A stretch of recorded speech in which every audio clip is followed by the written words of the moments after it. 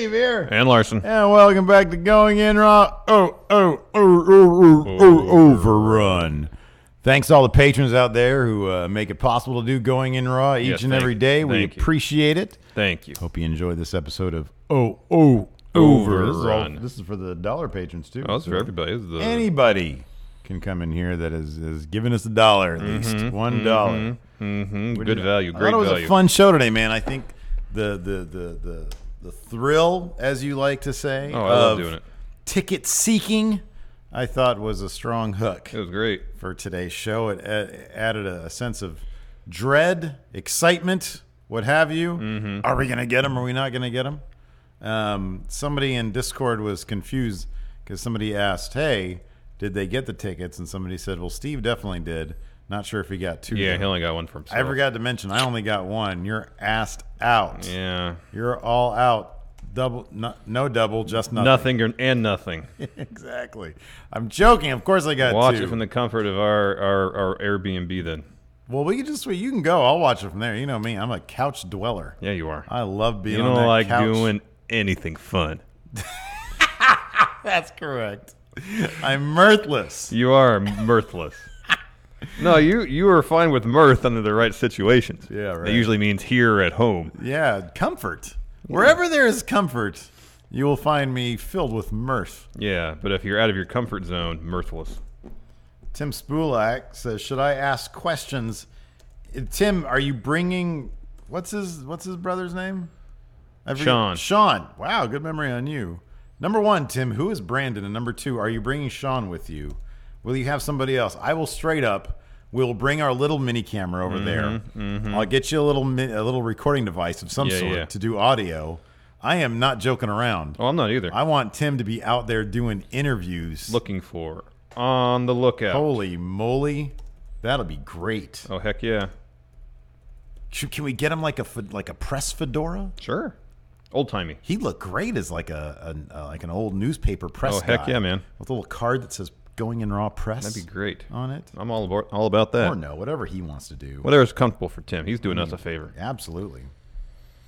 So there's a lot of controversy here. A lot of people are giving their own thoughts on John Cena.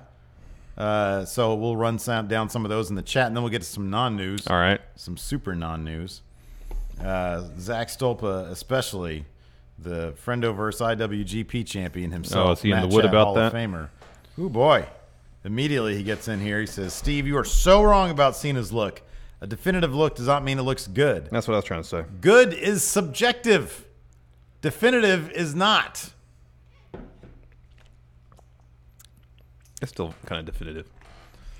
Subjective, sorry. I mean, you can debate on whether something is definitive, but his definitely is a strong look. You see every little boy in the crowd look, yes, is emulating him. And even if you take that away from him, he has got his look is very strong. Ricky Scurvy says Steve is only defending Cena because they look alike. So he gave Cena a high score for look. So there you go. So the score for look doesn't mean good looking. It's not like one is ugly. No. One is you don't stand out in the crowd. Yeah. 10 is you stand out the most in the crowd. Like, for example, what wrestlers have 10 look besides John Cena? Macho Man. Macho Man is 10 look. Undertaker, I'd probably would have given him a 10 look. We did give him a 10 look. Did we give him a 10 look? Yeah, we gave him a 10 look. Daskamania says doink. True. I mean, he wouldn't stand out in a sea of clowns, but no, man. And then anybody who says Cena is anything less than a 10 promo, you're insane. Yeah, his promo ability is strongest attribute. Like when he's up there with Rock, Stone Cold, Flair. Yeah. I mean, I hate to say, but even Hogan. Man, absolutely. Hogan, in hindsight, Hogan wasn't that great of a promo man. Joe McGinnis says MVP at 10 look. Hogan had something to him. What was it about Hogan? It was an 80s thing. A lot of it was an 80s thing. If he debuted now, people are like, what the hell is with this guy? He's huge. Yeah.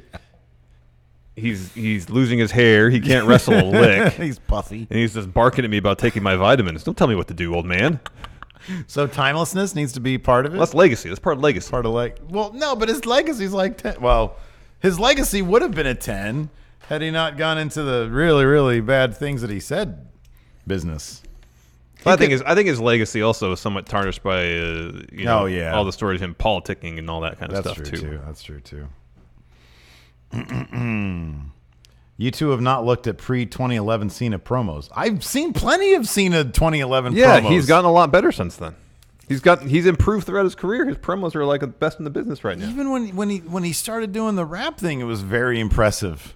Even then, like from 2003 or whenever it was. Joseph McGinnis, CM Punk 10 promo, yay or nay? Oh, I'd give him a yay. Oh, yeah. Oh, absolutely. He was so convincing. CM Punk look. Okay, so here's the thing.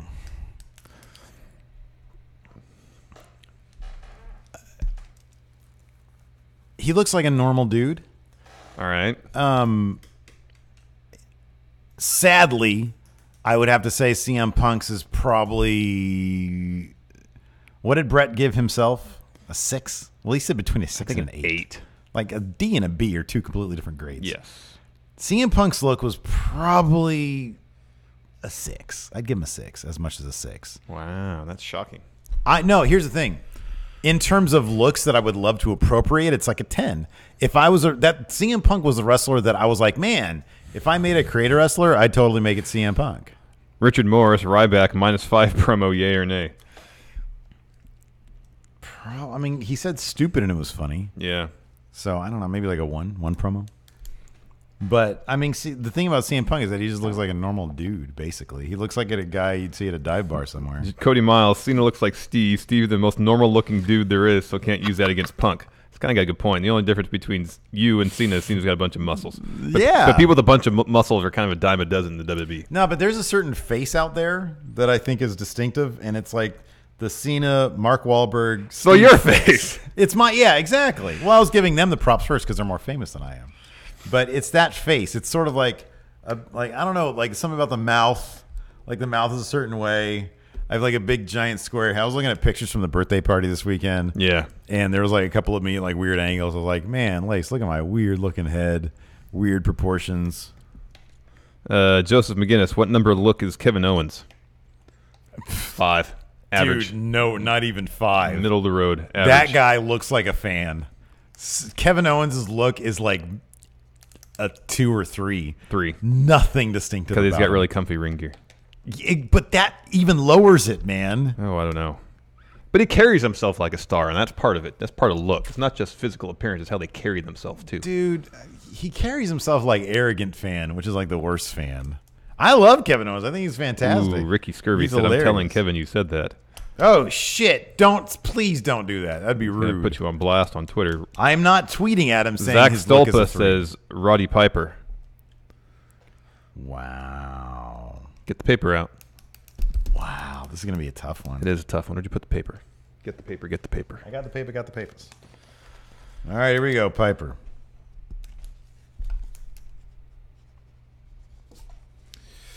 Being good, legacy, kayfabe. In Being ring. good. In ring. Oh, I mean, God. 8, right? 7. 7? Okay. Yeah. I'm fine with that. Because his character work in ring was immaculate. Yeah. Promo. Oh, 10. Yeah. Close to as 10 as it could be. Yeah. Look. He's distinctive. No, he's not. He's talking about his T-shirt design, which Ronda Rousey rips off for her stuff. Okay. His kilt. Okay, all right. That's all right. very distinctive stuff. It's like an iconic look. All right. I was going with just in-ring stuff. But then I guess with Cena, I'd have to go with his jorts. So, okay. Yeah. Fair enough. Okay. What do you want to give him for look? I think Piper is way more, in terms of look and presentation, way more iconic than Cena is. Mm-hmm. Yeah. What we give Cena? 7? Well, I wanted to give him a 10. Well, that's foolhardy. I think we gave him an 8 because chat demanded it. Or was that? No, that was for in-ring. That was in ring. I think he got a 7. Look for Cena. You're insane. No, it should be lower than that. He's a 9.5 no, he's now. Not. Piper, we'll say 7 for look. Okay. McKinnis says 5 look. I'm curious. That's interesting. 29 people watching right now. What do you guys put Piper's look at? 7. I'm actually fine with 7. Yeah. I think 7's I good. feel like whatever. He looks like a normal dude, though. But then you put his kilt, his shirt. Yeah, it's all very iconic type I know. packaging. We got an 8, 5, 8, 7. See, 7 seems like it. 7 seems right. Yeah, 7 seems right. I feel like every number I put out there is pretty fair. No, it's not. It is. No, it's biased. No, it's actually the opposite of that. I have no biases. Strong legacy. I'd say a 9 legacy. Yeah. He's known as being like top heel of the 80s, and that was like the best time. Yeah. I mean, God, do you go as high as 10 legacy? No, 9's fair. People liked him too. Yeah. Kayfabe. Never won big titles. He won won the IC Intercontinental title. 6. 6 is good. 6 is good. All right, 15, 7 and 7 is 10 is 14. 14. Wait, 7 is 24, okay. 8. Yeah, I thought you had 7 and 10. 8 for being good. 9, so that's 24. 17. It's 24 and 8. Wait. What? 9 and 8. 15 is 24. Okay. No, sorry. 9 and 6 is 15. 15 and 8 is 23. 23 divided by 3. 7 plus. Yeah. Same as everybody else. Oh, Joseph McGinnis. Do Sid next. Yeah, let's do Sid. Shit. Joe McGinnis is going to make us do Sid. Hell yeah, man. Oh, my goodness. Oh, we got to get to our non-news at some point. We'll do Sid, and then we're going to do non-news, okay? Yeah. I'm really excited to do Sid. All right, Sid math. Being good. In-ring, 1. Legacy kayfabe. You're immediately in-ring. 1. 1, okay. Look. High look. Yeah, his look was great. 8. 8.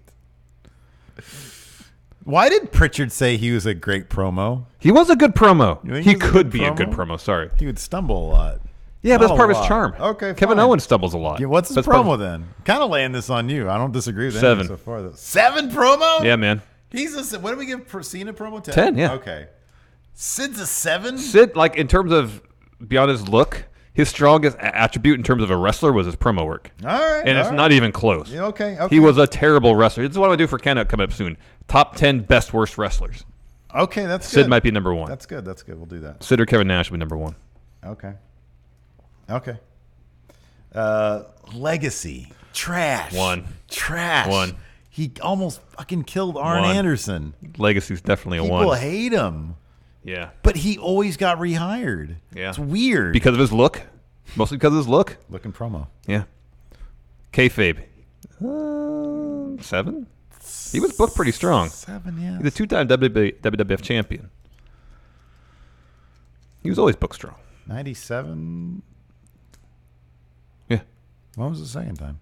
It was both 97. Well, he beat Michaels for it, lost it in the Rumble, and then got it back from Brett, I think, to main event WrestleMania 13 against the Taker. When Taker So beat he him. was like super transitional. Yeah. All right, 6. 6 or 7. It's kayfabe. 6. All right, so we've got 16 here, 1 here, 6 here, 7. 7 and 16 is 23. 23. He's a 7. He's a 7 plus. Everybody ends up being a 7 plus. Now let's do No, we're doing non-news Sid's now. rankings for softball. Oh, 10s. 10s across the board. 10. Across the board. All right, Man, roll. Sid, man, I thought for sure Sid was gonna be like a 6. No, man, his look. His promo ability. His look saved and him. promo, man. Here we go, non-news.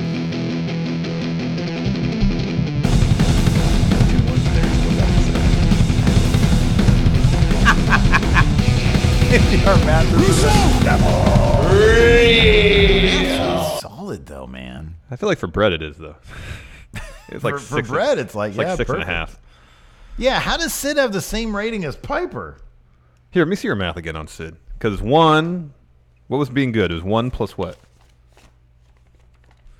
Did I do something wrong here? 1 plus 8 plus 7. That's 16. Divided 7. by 3 is 5. Oh, I Dang. forgot to divide this by 3. Oh, yeah, that's a huge difference. Boy, oh boy. That's 5. Okay. So 5.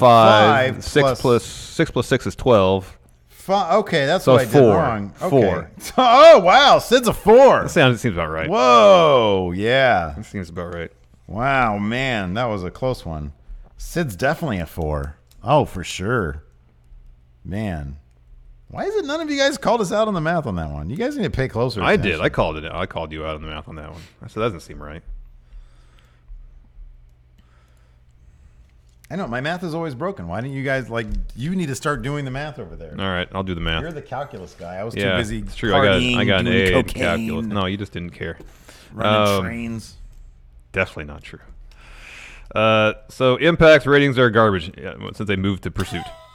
This is from WrestlingNews.co. Apparently, the first episode got about 10,000. Oh, it's the average. Sorry, the average for Pursuit. Before Impact was 10,000, and it's bumped up slightly to 12,000 and change.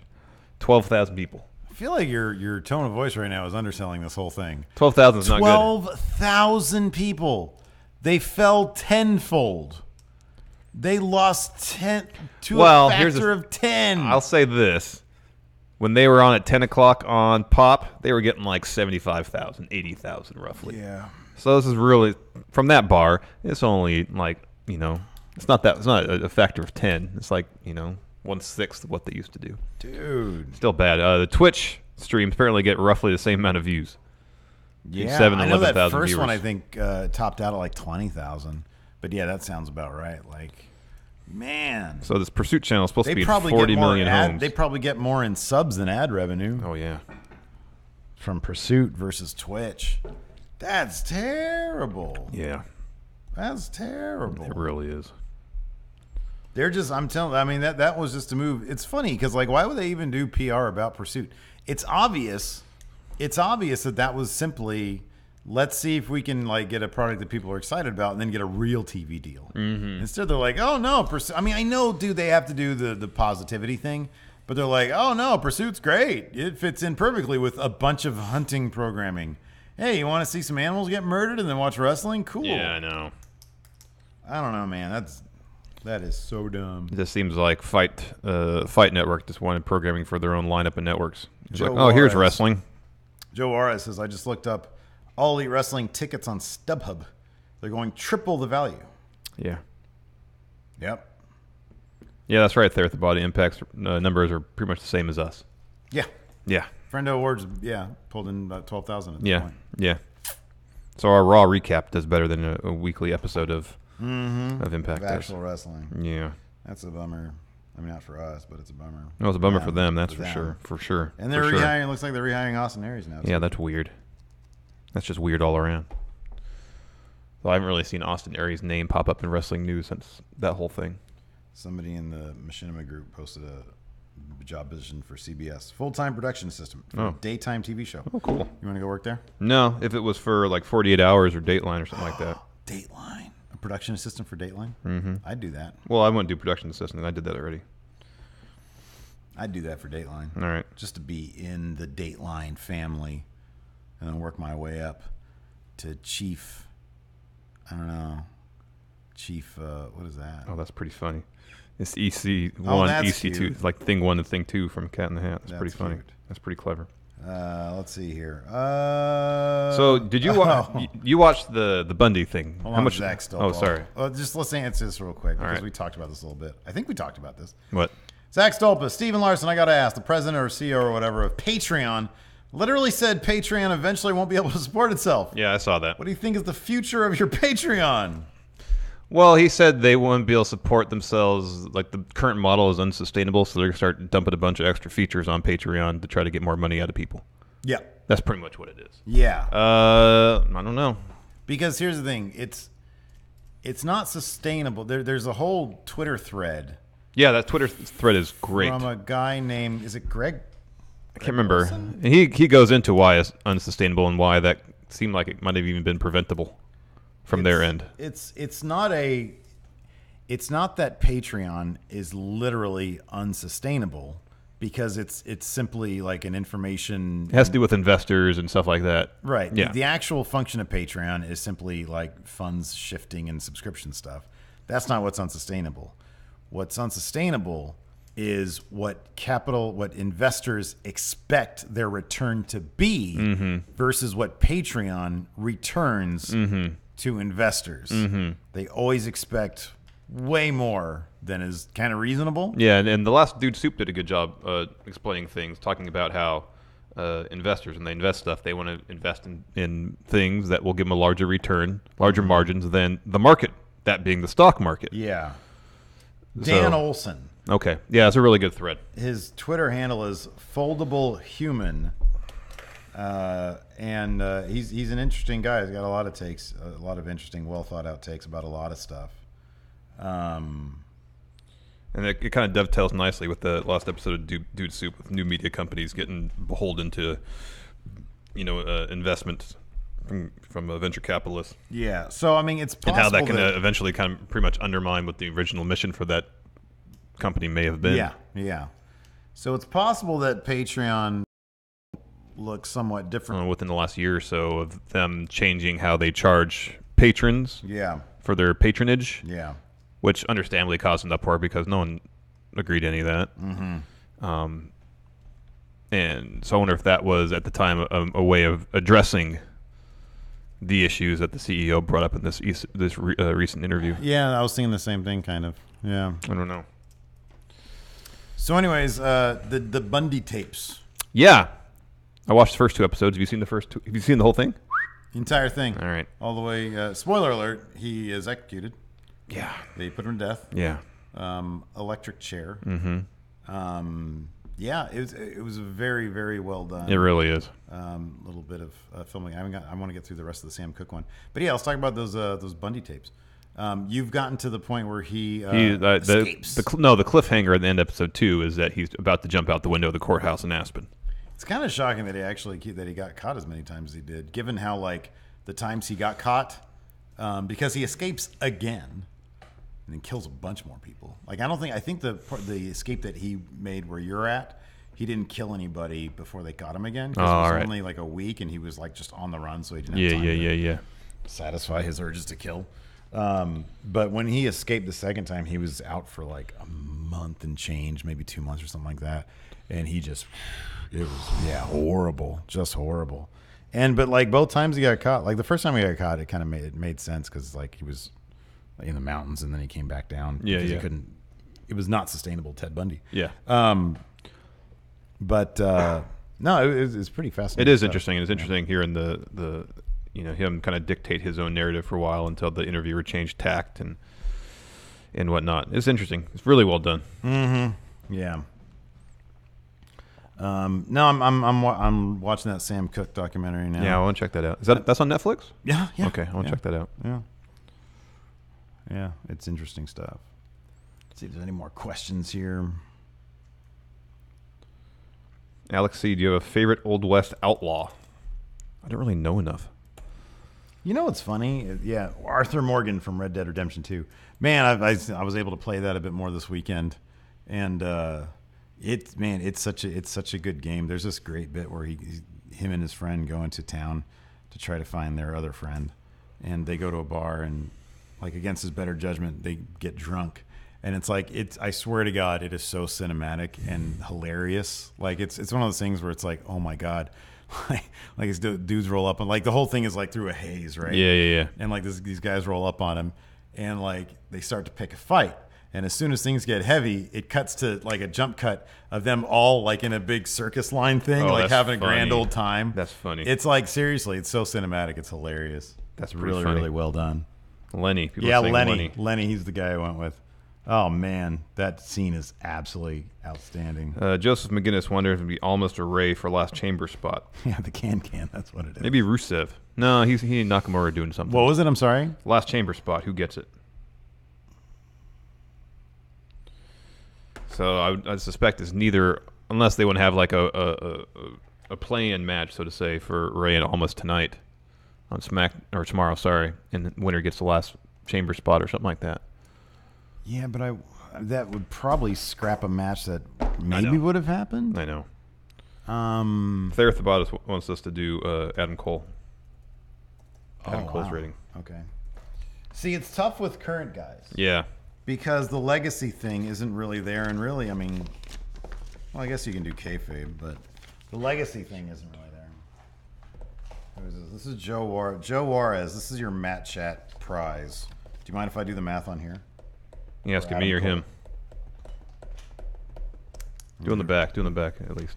Okay. So there's no confusion as far as. Good point. I have to log this out.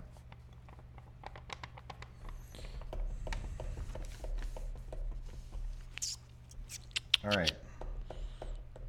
Yeah, I don't know. Adam Cole. It's like everybody else is doing something. Being good, legacy, kayfabe. What's that? Trying to think of who could replace Mustafa Ali in that match. Having a hard time coming up with a name. All right. You know what they should do? They should just call up Cedric Alexander, give him the spot. Adam Cole, being good. In ring. 8. 7. 7. 7. He's good. He's getting better. He's getting better, but he's still good. 7. 7. Mike, 9. Oh, you don't want to go 10? I think 10 is like legendary status, and I don't think he's quite there yet. All right. Give him more time. He can be a 10, but I don't think he's quite there yet. Look. He's the most normal looking dude there is. But he's got the way he carries himself, though. He's got so much like exuberant charisma. Yeah. Look. 6. I've met him in person, man. That look is like a 7. Okay. At least okay. a 7. All right. Legacy. Unknown. Too soon to tell. I mean, if you go back to his Ring of Honor days, he's the only 3-time Ring of Honor champion. Pretty good legacy so far. We'll give him a presumptive 7 legacy. There you go. Kayfabe. Pretty strong. Yeah, he's booked strong in Ring of Honor. Not so much in NXT, though. He loses a lot. Well, he's the first North American champion. I know. That balances some of that. 7. 6. 6? Kayfabe? Yeah, 6. Adam Cole's a 6 in kayfabe? Yeah. You're crazy. All right. 7 is 14 plus 9 is 23. Divided by 3 is basically 7. 7, 6. Man, he averages just, well, if you add that, he's basically almost a 7. Like you can round up to a 7. 14, 20, yes, 3. So it's like 6. For someone really who's high. just 27, 28 years old, I think Like that's pretty 7. solid. It's basically a 7. I think that's pretty solid. It's a 7. Oh, God. Ty Dillinger. You met Brandon at StarCast. No Sean this time, and I need a lanyard. All right, we can get you a lanyard. We'll get you an exhibitor badge, Tim Spulak. Jacinto Gonzalez, as Cena is getting that last chamber spot. He might be off shooting a movie. Joseph McGinnis suggests New Day member. Oh, yeah, that's a good one. That'd be good. Becky. Kofi. Yeah, Kofi'd be great. Kofi. Bray, that'd be a good idea. All right, should we do Ty Dillinger? Alex, he wants to do Ty Dillinger math. All right. Spoiler alert, he's not going to be a perfect 10. Need more paper? I have paper over here. No, I got it right here. Dun, dun, dun, dun, dun, dun. My Hall of Fame ballot. All right. In ring. It's pretty average. 5. Yeah, I mean he hasn't hurt anybody. He's got a mohawk now. Look is 3. 3. Promo. 4. He knows how to talk. Mm-hmm. He actually can speak. He doesn't embarrass himself. Right. So it's 9 12. and 3 is 12. So that's a 4. Yeah. That makes sense. Being good is 4 for him. That even seems high. Legacy. 2. 0.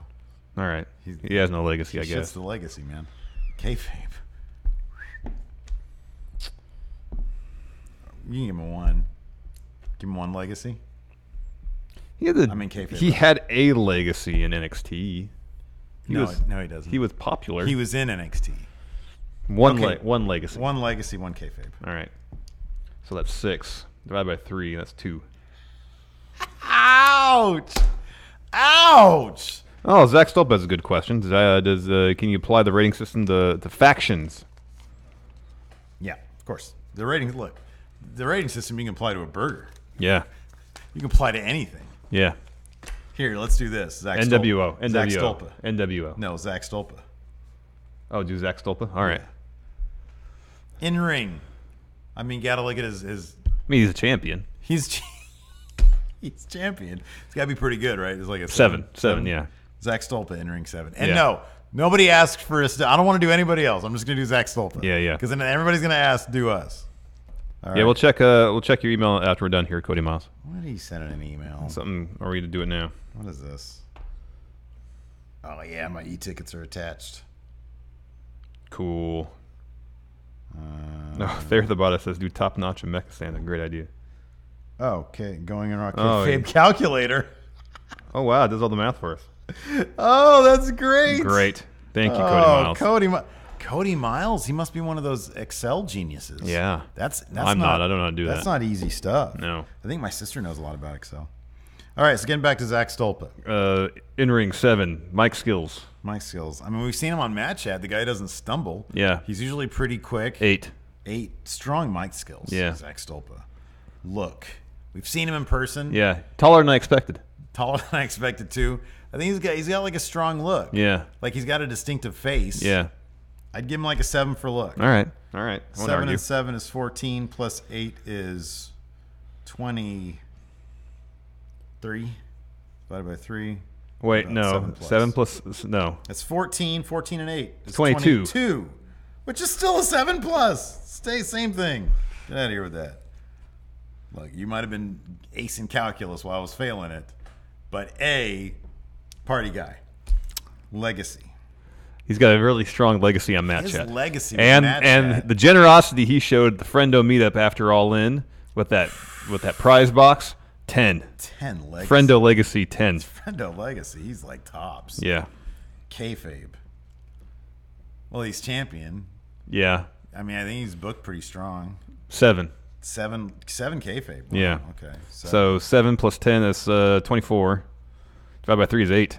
Whoa! Zach Stolpa's an 8. Yeah. Well, 8 exactly, not 8 plus. Yeah. Wow, Zach Stolpa, good job. F-Pop Entertainment. Let's do the NWO real quick and we'll call it a day. Okay. As a whole, the entire run. Oh man, being good. So in ring, there wasn't exactly, apart from Bret Hart, any like strong technical wrestlers. So being good or in ring, yeah, 4 is fair enough. 4. That balances everything out. Yeah. Because Hogan's a 1, Nash is like a 2. Scott Hall was good. He's probably a good 6 or 7. But again, balances all out. Yeah, 4. Mike promo 8.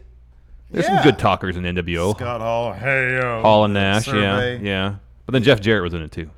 Yeah, he was terrible though. I mean, I know that's what you mean, but Scott Steiner was in it. Yeah. You know, I think it's more 8 than nothing. And then look, I mean that logo's iconic. The look might be a 9. 9. 9. The shirt looked great.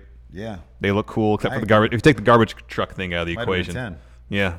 Yeah. 10 and 9 is 17 plus 4 21. is 21. Divided by 3 is 7. Wow, just a 7 for being good. Legacy. It's high. Yeah, High but legacy. There would be no Bullet Club if not for NWO. That's a big legacy. 9 legacy. Everybody talks about Kayfabe 10. Wow. So that's 26. Divided by 3. That's on the verge 8 plus. of that's on the verge of 9. 8 plus. That's on the verge of 9, but a high 8. Yeah. Almost. I mean, you can round that up to 9. Basically. NWO essentially was 9. Basically. Top faction. I don't know. Wow. I don't know. The Horsemen are going to be up there pretty high too. Probably. We'll do that next time. Anyways, thanks so much for tuning in, everybody. We appreciate it. Till next time. Talk, guys. Later. Bye. Bye.